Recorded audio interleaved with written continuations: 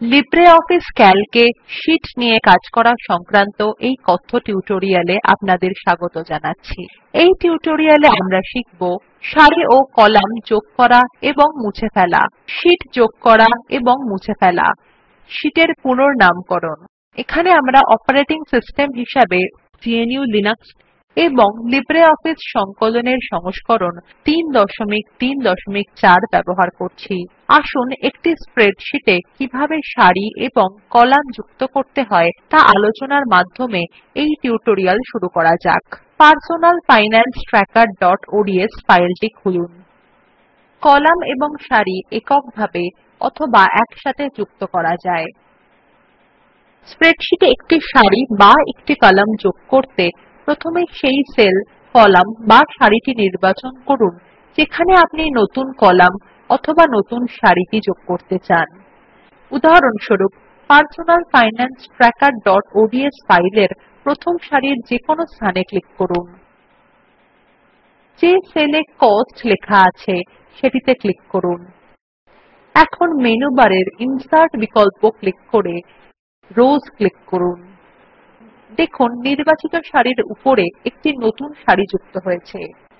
একইভাবে একটি নতুন কলাম যোগ করার জন্য মেনু বারের ইনসার্ট বাটনে ক্লিক করুন এবং কলাম্নস ক্লিক করুন। দেখুন নির্বাচিত কলামের আগে একটি নতুন কলাম যুক্ত হয়েছে। এখন আবার পূর্বাবস্থায় ফিরে আসা যাক।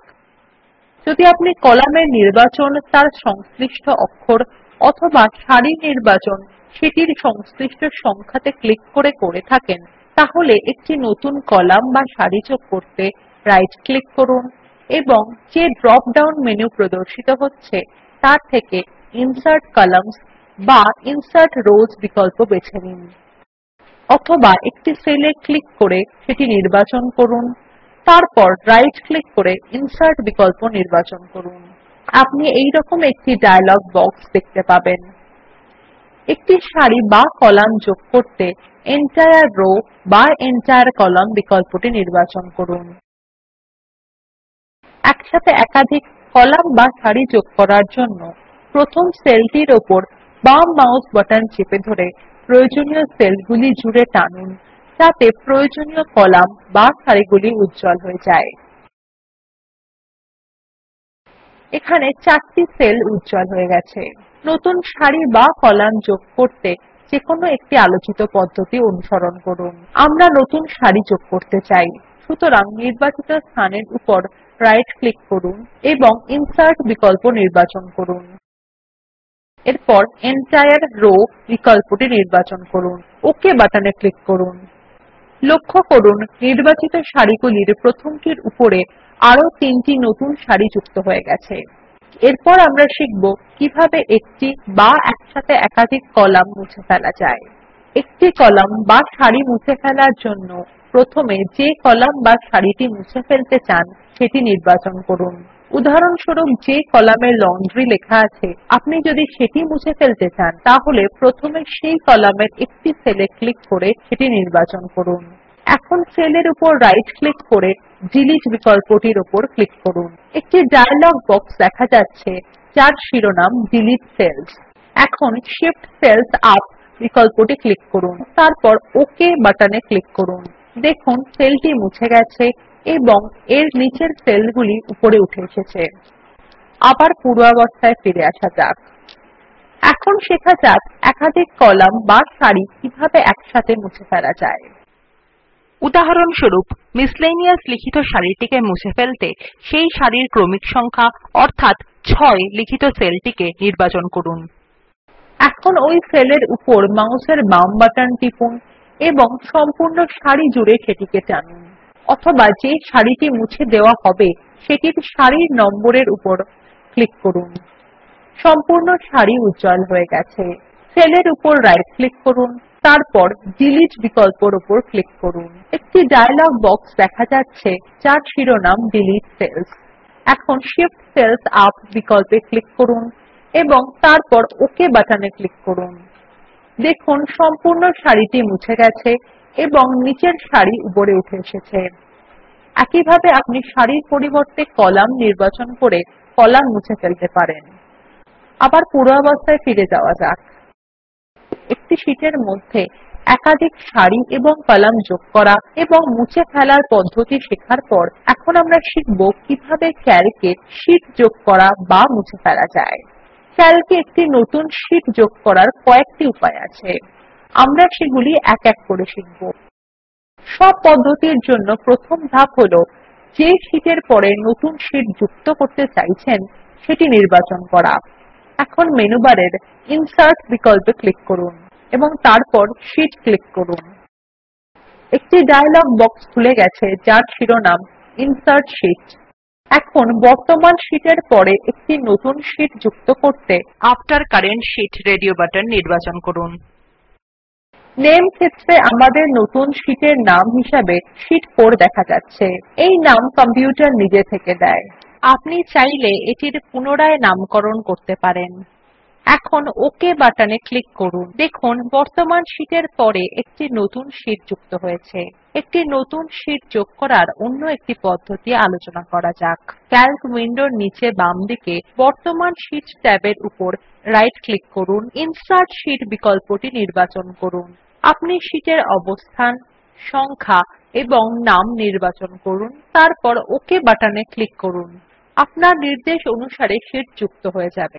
বর্তমান শীটের পর একটি শীট যোগ করার অন্য একটি সহজ উপায় হল অ্যাড শীট বাটন, অর্থাৎ যেটি শীট ট্যাবের পাশে একটি যোগ চিহ্ন হিসেবে দেখা যাচ্ছে সেটিতে ক্লিক করা। এটিতে ক্লিক করলে শেষ শীটের পরে একটি নতুন শীট স্বয়ংক্রিয়ভাবে যুক্ত হয়ে যায়। একটি নতুন শীট যোগ করার শেষ পদ্ধতি হল নিচের শীট ট্যাবে অ্যাড শীট যোগ চিহ্নের পাশের ফাঁকা জায়গায় ক্লিক করে ইনসার্ট শীট ডায়লগ বক্স ব্যবহার করা। ফাঁকা জায়গায় ক্লিক করুন। দেখুন ইনসার্ট শীট ডায়লগ বক্স প্রদর্শিত হচ্ছে। আপনি ডায়লগ বক্সে শীটের বিস্তারিত বিবরণ লিখুন এবং তারপর ওকে বাটনে ক্লিক করুন। কিভাবে শীট যোগ করতে হয় তা শেখার পরে এখন জানা যাক ক্যালকে কিভাবে শীট মুছে ফেলা যায়। শীট এককভাবে বা একসাথে মুছে ফেলা যায়। একটি শীট মুছে ফেলতে যে শীটটি আপনি মুছে ফেলতে চাইছেন সেটির ট্যাবে রাইট ক্লিক করুন এবং পপ আপ মেনুর ডিলিট শীট বিকল্পটিতে ক্লিক করুন। তারপর ইয়েস বিকল্পটির উপর ক্লিক করুন। দেখুন শীটটি মুছে গেছে। একটি নির্দিষ্ট শীট মুছে ফেলার আরেকটি উপায় হল মেনু বারের এডিট বিকল্প ব্যবহার করা। উদাহরণস্বরূপ যদি আপনি তালিকা থেকে শীট 3 মুছে ফেলতে চান তাহলে মেনু বারের এডিট বিকল্পের উপর এবং তারপর শীট বিকল্পে ক্লিক করুন। এখন পপ আপ মেনুর ডিলিট বিকল্পটিতে ক্লিক করুন এবং তারপর ইয়েস বিকল্পটির উপর ক্লিক করুন। দেখুন শীটটি মুছে গেছে। আবার পূর্বাবস্থায় ফিরে যাওয়া যাক। একাধিক শীট মুছে ফেলতে উদাহরণস্বরূপ যদি আপনি শীট 2 এবং শীট 3 মুছে ফেলতে চান তাহলে প্রথমে শীট 2 ট্যাবে ক্লিক করুন এবং তারপর কিবোর্ডের শিফট বাটন টিপে ধরে শীট 3 ট্যাবে ক্লিক করুন। যেকোনো একটি ট্যাবের উপর রাইট ক্লিক করুন এবং পপ আপ মেনু থেকে ডিলিট শীট বিকল্পের উপর ক্লিক করুন। তারপর ইয়েস বিকল্পের উপর ক্লিক করুন। দেখুন দুটি শীটই মুছে গেছে। পরবর্তী আলোচনার আগে আবার পূর্বাবস্থায় ফিরে আসা যাক। একটি নির্দিষ্ট শীট মুছে ফেলার আরেকটি উপায় হল মেনু বারের এডিট বিকল্প ব্যবহার করা। উদাহরণস্বরূপ আপনি যদি তালিকা থেকে শীট 6 এবং শীট 7 মুছে ফেলতে চান তাহলে মেনু বারের এডিট বিকল্পের উপর এবং তারপর শীট বিকল্পে ক্লিক করুন। পপ আপ মেনুর সিলেক্ট বিকল্পটি ক্লিক করুন। যে ডায়লগ বক্স দেখা যাচ্ছে তার শীট 6 বিকল্পটি ক্লিক করুন এবং তারপর কিবোর্ডের শিফট বাটনটি টিপে ধরে শীট 7 বিকল্পে ক্লিক করুন। ওকে বাটনে ক্লিক করুন। যে শীটগুলি আপনি মুছে ফেলতে চান সেগুলি নির্বাচিত হয়ে গেছে। এখন আবার মেনু বারের এডিট বিকল্পের উপর ক্লিক করুন এবং তারপর শীট বিকল্পে ক্লিক করুন। এবার পপ আপ মেনুর ডিলিট বিকল্পটি ক্লিক করে ইয়েস বিকল্পের উপর ক্লিক করুন।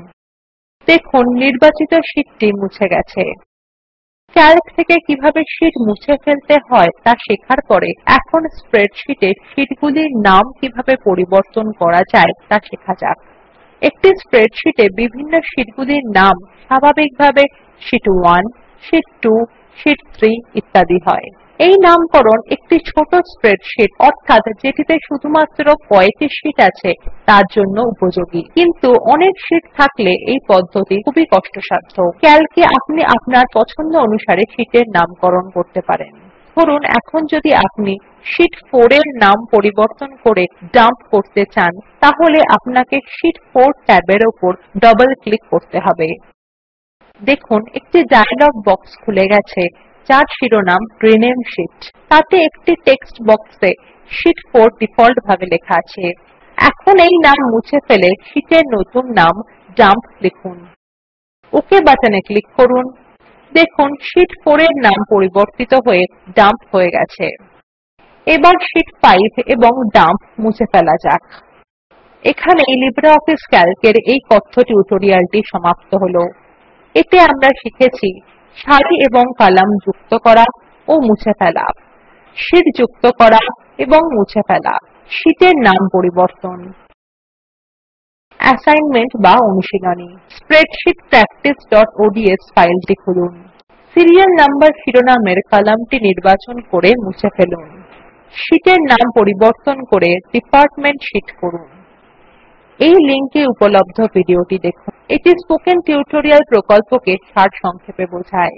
যদি ভালো ব্যান্ডউইডথ না থাকে তাহলে আপনি ভিডিওটি ডাউনলোড করে দেখতে পারেন। স্পোকেন টিউটোরিয়াল প্রকল্পর দল কথ্য টিউটোরিয়ালগুলি ব্যবহার করে ওয়ার্কশপ সঞ্চালন করে। যারা অনলাইন পরীক্ষা পাস করে তাদের সার্টিফিকেট দেয়। এই বিষয়ে বিস্তারিত তথ্যের জন্য contact@spoken-tutorial.org তে ইমেল করুন। Spoken tutorial talk to a teacher প্রকল্পের অংশবিশেষ।